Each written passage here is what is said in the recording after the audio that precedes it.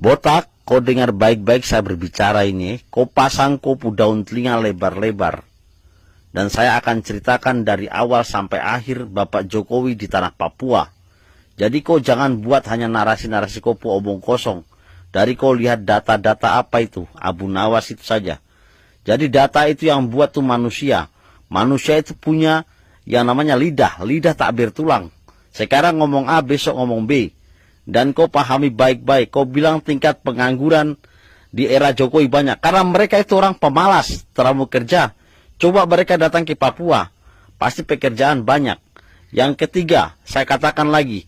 Kau bilang di era Jokowi tidak ada yang namanya pembangunan jalan. Ini buktinya pembangunan jalan di era Jokowi. Bahkan kami merasakan yang namanya kemerdekaan itu hanya di era Jokowi. Dan kau catat baik-baik lagi. Apa yang dikatakan Bung Oni itu benar. Karena kalau kita tanam padi hari ini, tidak mungkin kita juga tuai hari ini. Sama halnya kau baku cuki dengan kopu metua, itu tidak mungkin ya botak. Hari ini kau cuki kopu metua, hari ini juga kopu metua melahirkan kopu anak. Jadi ada prosesnya. Dan saat ini kami merasakan hasilnya dari kinerja Jokowi. Dan kau pahami baik-baik saya berbicara ini. Saya lahir di era Soeharto. Saya dibesarkan di era Jokowi. Dan saya merasakan kemerdekaan sesungguhnya di tanah Papua hanya di Jokowi. Karena apa? Saya sebagai seorang sopir, ketika saya sopir dulu, Sorong Teminabuan itu jalan masih hancur. Kita harus bermalam sampai berminggu-minggu juga pernah kita lakukan di jalan.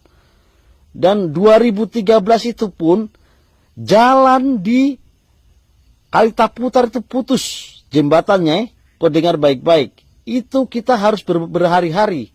Akhirnya jalan dipindah buat kapal laut yang berjalan. Yang namanya kapal Komodo yang bawa itu mereka penumpang ke Sorong Selatan.